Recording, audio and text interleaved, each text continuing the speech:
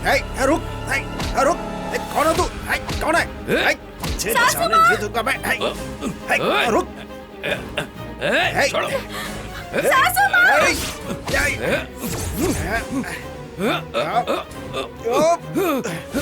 कहाँ जाएगा? सासू माँ! रुक।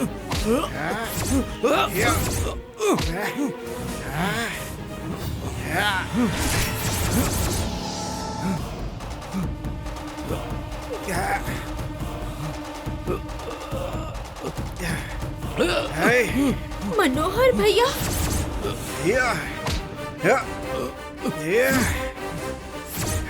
कहाँ जाएगा? तेरी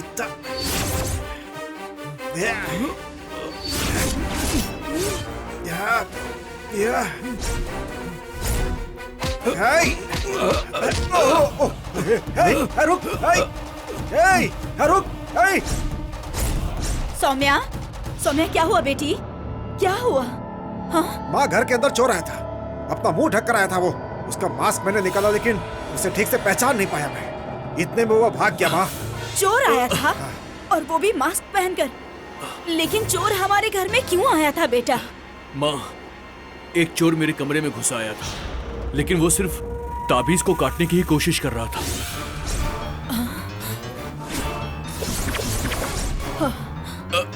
क्या कहा? ताबीज काटने की कोशिश कर रहा था? हाँ माँ। हे भगवान, आप ही मेरे बेटे की रक्षा कीजिए। पता नहीं ये सब कौन कर रहा है। क्या कह रहे हो कृष्णा? तुम्हारी ताबीज काटने की कोशिश? हाँ सौम्या, ऐसा लगता है वो सिर्फ यहाँ पर मेरी ताबीज काटने के लिए आया था। मैंने अपनी आंखों से देखा था सौम्या, तभी मैंने उसका हाथ पकड़ लिया था। अभी मास्क हटाने के बाद आप किसी का जोर जोर से नाम ले रही थी ना? आप उसे पहचानती थी क्या? बताओ सौम्या, तुम उसे पहचान पाई क्या? क्या तुमने उसे देखा? सासू माँ, वो मेरी दीदी दिव्यानी का दोस्त था, मनोहर। क्या कह रही हो सौम्या? वो आदमी तो हमें कल सुबह मिला था। हाँ वही थे जी, लेकिन वो यहाँ क्यों आएंगे? वो क्यों आपकी ताबीज काटेंगे? ओहो, तो वो दिव्यानी का आदमी था। अब तक तो कृष्णा की जान बचाने के लिए भी पीछे हट रही थी, और अब देखो आदमी भेजकर जान लेना चाहती है। हाँ? शाबाश दिव्यानी, अब तुम्हारे लोग कत्ल के लिए यहाँ घर तक आने लगे हैं। ए, जैसे माँ, कुछ भी मत बोलो। हो सकता है सौम्या से देखने में गलती हुई हो। नहीं जी, मैंने ठीक से देखा, वो मनोहर भैया ही थे। देखो सौम्या, हो सकता तुमने जिस आदमी को देखा हो, शायद उस आदमी का चेहरा इस आदमी से मिलता हो। दिव्यानी और तुम्हारे पिताजी को मैं जानता हूँ, वो लोग इस हद तक कभी भी नहीं जा सकते हैं सौम्या। क्या कह रही हो सौम्या? वो तुम्हारी दीदी का फ्रेंड था? तुमने सही से देखा ना उसे? हाँ सासू माँ, मैंने बिल्कुल ठीक से देखा था। कृष्णा, अगर भाभी ने देखा है और भाभी को कोई डाउट है तो हमें अभी क्लियर करना चाहिए, ये हमारा फर्ज है। अगर वो मनोहर ही था तो हम अभी उसके यहाँ जाएंगे। नहीं, बिना श्योर हुए हम ऐसे किसी पर शक नहीं कर सकते। भाभी, आप बिल्कुल श्योर है ना कि वो जो आदमी था वो दिव्यानी का फ्रेंड है? पक्का जानती हूँ मैं, वो मनोहर ही थे। आपकी दीदी और आपके पिता दोनों ही कृष्णा के गले के ताबीज को निकालना चाहते हैं ताकि उसकी जान चली जाए। उन्होंने कभी ऐसा नहीं किया है, लेकिन कृष्णा के विषय में अगर वो लोग ऐसा कर रहे हैं तो ये जरूर उनका गुस्सा ही हो सकता है। पर मैं कंफ्यूज हो रही हूँ। ठीक है भाभी, मैं इसे अपने तरह से हैंडल करूंगा। आप लोग ऊपर जाइए। ए, जैसे माँ, जल्दबाजी में आकर तुम कुछ गलती मत कर बैठना। हाँ जैसे माँ, पापा अभी गांव में नहीं है, इस समय तुम कुछ ऐसा मत कर देना। ठीक है माँ। कृष्णा, मैं देख लूंगा, तुम भाभी को लेकर जाओ।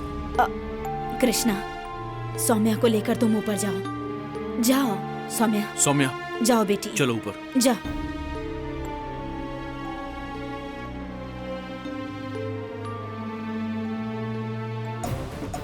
तुमने उसे अच्छे से देखा था क्या? हाँ जी। हो सकता है कुछ गलती हो गई हो। उन्होंने मुझे देखा और मैंने भी उन्हें देखा, लेकिन मैं इस बात पे भरोसा नहीं कर सकती। पर हाँ, वो मनोहर भैया ही थे।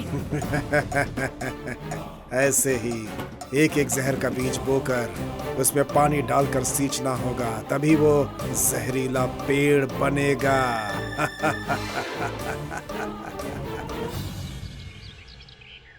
रामनाथन, रामनाथन, शिव ही सत्य है। आइए। नमस्ते स्वामी जी। आप क्यों आए स्वामी जी? आप बोले थे हम लोग वहां चले आते। आइए बैठिए ना स्वामी जी। कोई बात नहीं, एक जरूरी बात कहनी थी इसलिए मैं यहाँ पर आ गया। क्या बात कर सकते हैं? बोलिए ना, क्या बात कर दी है? हमारे मठाधिपति जी कल रात को ही मठ में आ चुके हैं। गुरु मठाधिपति जी आ गए? मैंने सोचा 2-3 दिन बाद आएंगे, लेकिन बहुत जल्दी आ गए। कल रात को पूर्णिमा थी ना, इसलिए ललितांबा माँ की पूजा में देर ना हो जाए, वो जल्दी आ गए। और आते ही कल रात से यज्ञ प्रारंभ कर दिया। बहुत शक्तिशाली यज्ञ है ये। मुझे ऐसा लगता है कि ये यज्ञ किसी खास प्रयोजन से किया जा रहा है। मठाधिपति बहुत खुश दिखाई दे रहे हैं, उनके चेहरे पर बड़ी प्रसन्नता है। सुबह उठते ही उन्होंने दिव्यानी और रामनाथ जी को मठ में आने के लिए कहा था। यही संदेश लेकर मैं आया हूँ। मुझे लगता है कि मठाधिपति चाहते हैं कि गांव को श्राप से जल्द मुक्ति मिल जाए। आप दोनों फौरन वहां चलिए। जरूर आते हैं स्वामी जी। इस गांव को श्राप से मुक्त करने के लिए हम लोग जरूर आएंगे स्वामी जी। हम तुरंत निकलते हैं। ठीक है, तो मैं चलता हूँ। हाँ ठीक है। नमस्ते। मुझे लग रहा था पापा कि हम लोगों को जल्द ही कोई बहुत अच्छी खबर मिलने वाली है। पापा, मैंने शिवा से भी कहा था, चेन्नई गए तो तुम्हें जल्दी ही वहाँ से वापस आना पड़ेगा। ललितांबे माँ हमें कोई अच्छी खबर देने वाली है। माताजी, बेटी, हमें देर नहीं करनी चाहिए। हाँ। चलो मठाधिपति जी से मिलते हैं। चलो बेटी।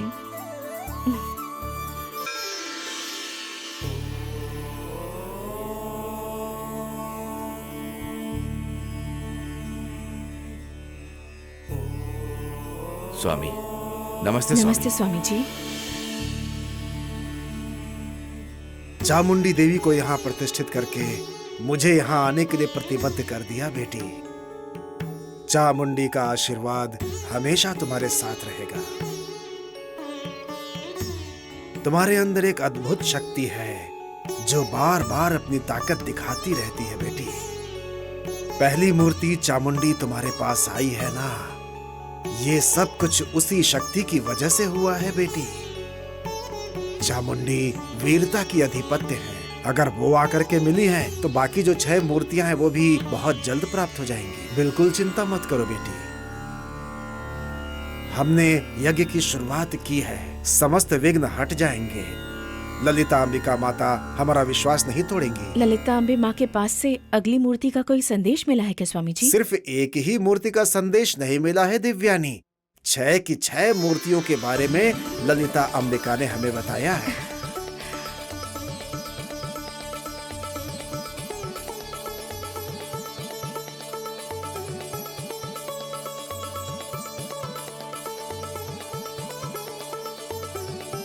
छह कन्याओं का विवरण मिल गया क्या स्वामी जी? अगर 6 कन्याएं मिल गई तो हमारे गांव का श्राप बहुत जल्दी दूर हो जाएगा। मैं बहुत खुश हूँ स्वामी जी। उन 6 कन्याओं की मूर्तियाँ कहाँ हैं? जल्दी बताइए स्वामी जी। ललिता अंबिका से विवरण लेने के लिए ही मुझे इतना वक्त लगा। मैं प्रतीक्षा करता रहा। लाल पत्री को पढ़ने के बाद मुझे पता चला कि मुझे जो विवरण प्राप्त हुआ है, आंध्रा के कर्नूल ग्राम में एक महांती शिव का बहुत बड़ा मंदिर है। वहीं पर 6 कन्याएं स्थित हैं।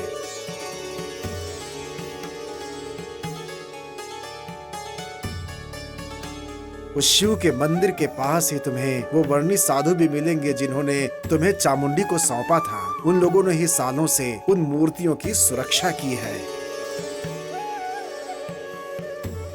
और इतने सालों से वो लोग मूर्तियों की पूजा अर्चना करके उन्हें जगाया हुआ है। तुम जब जाकर उनसे मिलोगी तो वो तुम्हें मूर्तियों को सौंप देंगे।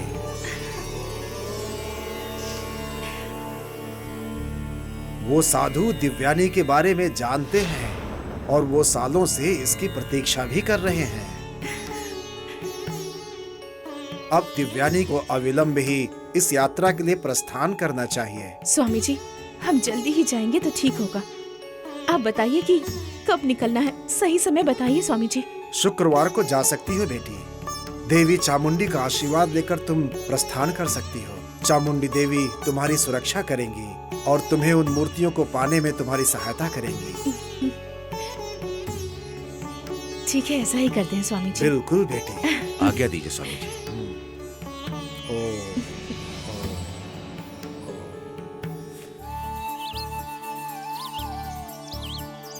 पापा, एक के बाद एक मूर्तियों का संदेश हमें कब मिलेगा? उन्हें कहाँ कहाँ ढूंढना होगा? किन तकलीफों का सामना करना होगा? मैं ऐसा सोचती थी पापा, लेकिन ललितांबे सारी मूर्तियों को एक ही जगह पर देंगी ऐसा मैंने कभी नहीं सोचा था पापा। तुमने तो चामुंडी की मूर्ति लाने के लिए पहले ही बहुत तकलीफ झेली है बेटा, इसीलिए ईश्वर को लग रहा है कि वो तुम्हें बहुत तकलीफ दे रहे हैं, तो उन्होंने सारी मूर्तियां एक साथ दे दी। पापा, आज मैं बहुत खुश हूँ पापा। ठीक है बेटी, चलो चलते हैं।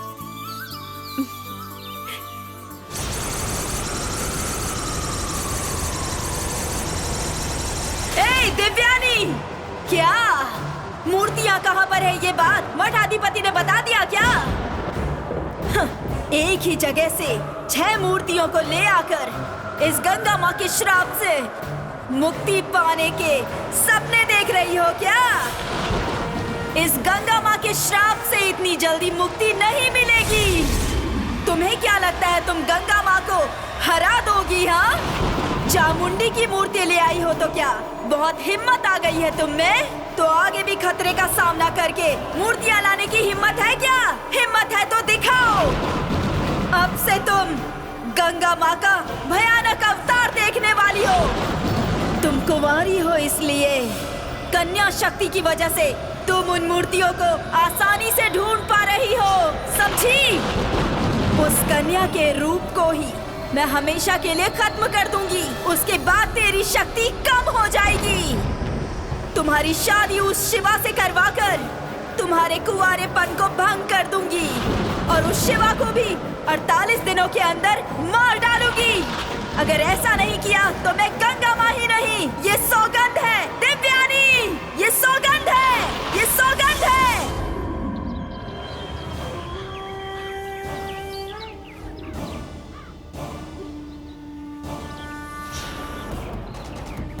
भाई नमस्ते भाई। ऊपर आओ। आता हूँ भाई।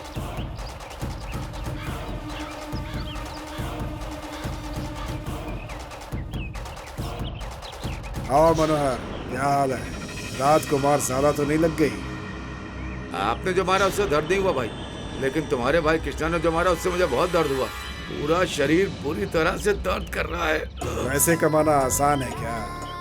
थोड़ा दर्द तो सहना ही चाहिए। ये लो।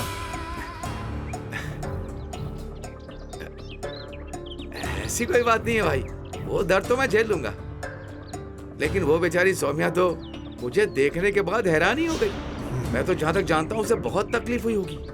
अचानक लड़कियां रहने वाले घर के अंदर लड़कियों के बिना कोई नहीं जा सकता, दूसरा एक मर्द उस घर के अंदर जा रहा है। वो आदमी मैं ही हूँ, इस बात का उन्हें पता ही नहीं चल रहा। मैं तो उनके साथ रहा हूँ ना। दिव्यानी और मैं एक साथ बचपन से पढ़ते चले आए हैं, इसीलिए उनके पिता सिर्फ मुझे ही अंदर आने देते हैं। किचन तक चला जाता हूँ और खुद खाना निकाल कर खा लेता हूँ। आज मैं कृष्णा के गले में जो ताबीज पड़ा है उसे निकालने के लिए आया हूँ। ये देखकर सौम्या के चेहरे से हवाइयाँ उड़ने लगी। सौम्या जिस नजर से मुझे देख रही थी वो अभी तक मेरे दिमाग में चढ़ा है। इस गांव में कितने लोग हैं, लेकिन इस काम के लिए तुम्हें ही सिलेक्ट किया मैंने, क्योंकि परिवार तुम पर विश्वास करता है और इस काम को तुम ही कर सकते थे। तुमने जो काम किया वो काम सिर्फ 10 मिनट का ही था, लेकिन सबक सिखाने के लिए बहुत था। सौम्या का चेहरा वही तो देखना चाहता था मैं, और उसकी कीमत ये 2 लाख रुपए। तुम जा सकते हो। सौम्या सीधे रामनाथन जी से कहेगी तो नहीं ना? दिव्यानी से मिलकर तो कुछ नहीं कहेगी ना? ये सोचकर मुझे बहुत ज्यादा डर लग रहा है। सौम्या क्या करेगी क्या नहीं करेगी वो सब मुझ पर डिपेंड करता है, समझ गए? मैं जो चाहता हूँ सौम्या भी वही करती है। मैंने जो लकीर खींची है वो उसे पार नहीं करेगी। वो कभी नहीं पूछेगी तुम जा सकते हो, बस तुम अपना मुंह मत खोलना। बारिश नहीं हुई भाई, खेती बाड़ी भी नहीं है। बैंक से जो पैसा लिया था उसका ब्याज भी नहीं भर पाया हूँ मैं। बेवजह ही घूम रहा था। अगर आप मेरी मदद नहीं करते तो मैं बेवजह जान दे देता। सच कहूँ तो आपने बहुत मदद की मेरी। ऐसे काम मेरे पास बहुत है मनोहर, जब भी जरूरत हो आ जाना, माला माल कर दूंगा। ऐश करो जाकर, जाओ। ठीक है भाई, चलता हूँ।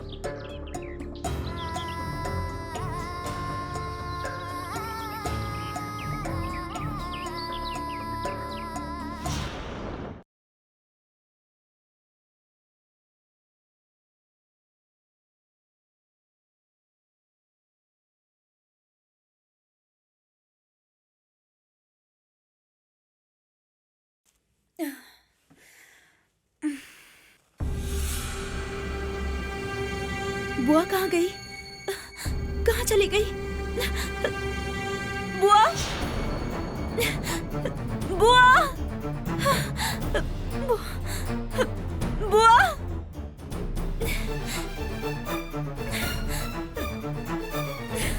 बुआ, कहाँ चली गई? बुआ, बुआ, क्या है बेटी? बुआ, हाँ, आप यहाँ क्या कर रही हैं? आपको बिस्तर पर नहीं देखा तो मैं कितनी डर गई थी, पता भी है क्या आपको? क्यों डर रही हो बेटी? डॉक्टर ने कहा कि लो प्रेशर है, बस इतना ही ना। दवाई खाऊंगी तो ठीक हो जाऊंगी, इसमें इतने डरने की क्या बात है? नहीं बुआ, रात को भी आपको बुखार था ना?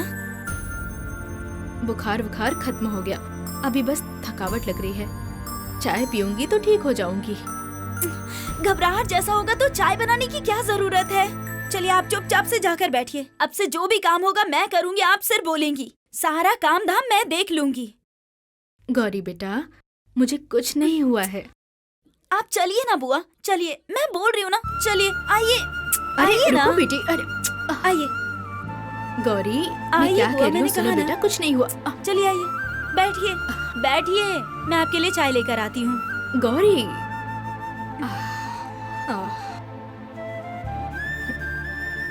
गौरी बेटा, मुझे कुछ नहीं हुआ है।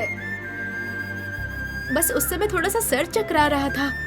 उसी वक्त डॉक्टर के पास चली जाती तो ठीक हो जाती, पर उस समय कुछ सूझा ही नहीं। कल गैस सिलेंडर खुला छोड़कर चक्कर खाकर गिर गई। वही देखकर तू डर गई ना, पर मुझे कुछ नहीं हुआ है बेटी। उन्हें ठीक कर पाना नामुमकिन के बराबर है।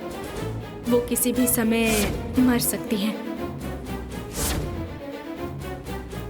उनका बेटा है ऐसा बताया ना, उन्हें फौरन यहाँ आने को कहो, और आए तो मुझे मिलने को कहो।